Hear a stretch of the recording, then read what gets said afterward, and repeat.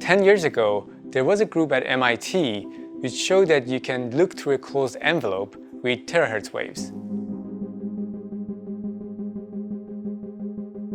And that was really inspiring to me, and I was like, if you have the time resolution of the terahertz spectrometer, now you can actually look deeper into multiple pages. I was really curious.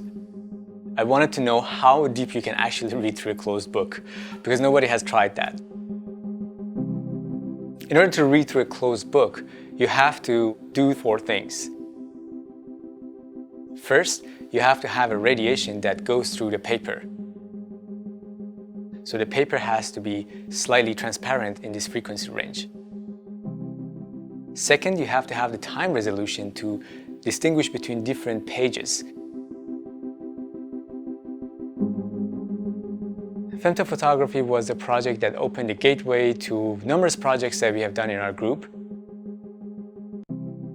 With advancement in the time resolution, we were able to take a look at objects which have much finer details. With this time resolution, we can actually separate the pages. We can look at very, very small objects.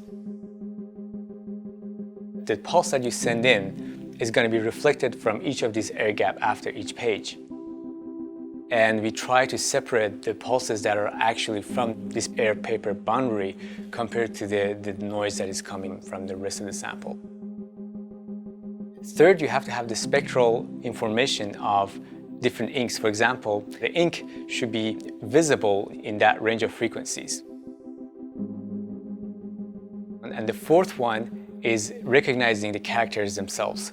There is a shadow of different letters on top of the next page. So the algorithm has to be able to recognize the characters, although some part of the letters is missing. So right now we can see through 9 pages of the closed book because we don't have enough power and signal-to-noise ratio. And with advancement of technology, that would improve significantly so we can see deeper through the book. One of the applications is studying or doing inspection on antique documents. It's like an ancient book or whatever, and you cannot even touch it to open it and see what's inside. You can get some information about the layers with X-ray, but you cannot get information about the content, like what is written in this book. Our ultimate mission in camera culture at MIT is to make invisible visible, and time resolution is an essential part of doing that. I really like reading from the screen, but there are some of the books that I have to have. For example, The Physics of Impossible from Dr. Michio Kaku. And the reason for that is that I think it's both inspiring in terms of like science and also in terms of how capable humans can be with technology.